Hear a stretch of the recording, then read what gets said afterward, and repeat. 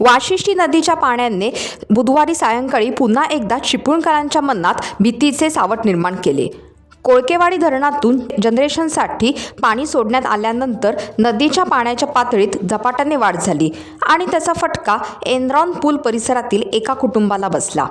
घराभोवती क्षणाक्षणाला वाढणाऱ्या पाण्यामुळे संपूर्ण कुटुंब अक्षरशः संकटाच्या विळख्यात सापडले होते।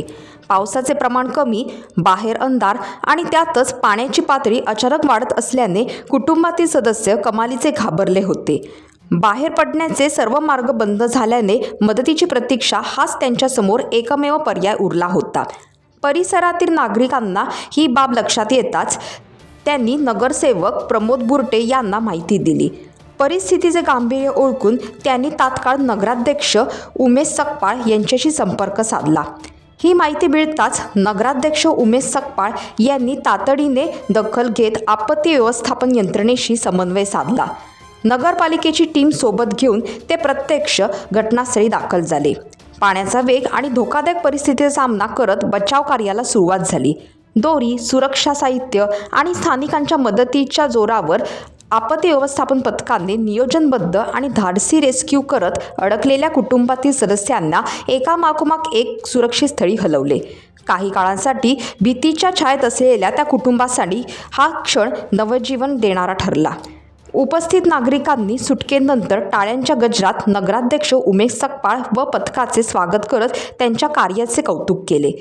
या बचाव मोहिमेत नगराध्यक्ष उमेश सकपाळ, बांधकाम सभापती कपिल शिर्के, उपमुख्याधिकारी प्रमोद ढसाळे, मंगेश पेंढामकर, नगरसेवक प्रमोद बुरटे, उद्यान विभाग प्रमुख बापू साडविलकर, माजी नगरसेवक रतन पवार, सुयोग चव्हाण, दयानंद जुवळे, निलेश किंजळकर, अजय कासारे, गोट्या मोहिते, इक्बाल इरफान, सिद्धेश रेडीज, निखिल शेट्टी तसेच स्थानिक नागरिकांनी सक्रिय सहभाग घेतला।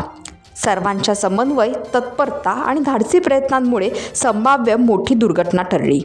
या घटनेने नैसर्गिक आपत्तीच्या काळात प्रशासन, लोकप्रतिनिधी आणि नागरिक यांच्यातील समन्वय किती महत्त्वाचा असतो याची पुन्हा एकदा प्रचिती दिली। दरम्यान पावसाचा वाढता जोर आणि नदीच्या पाण्याची वाढती पातळी लक्षात घेता नागरिकांनी अफवांवर विश्वास न ठेवता प्रशासनाच्या सूचनांचे पालन करावे आणि आवश्यक नसल्यास नदीकाठच्या भागात जाणे टाळावे असे आवाहन प्रशासनाकडून करण्यात आले आहे। टाइम्स डिजिटलला लाईक करा, शेअर करा, सबस्क्राईब करा आणि बेल आयकॉन दाबायला विसरू नका। Times digital.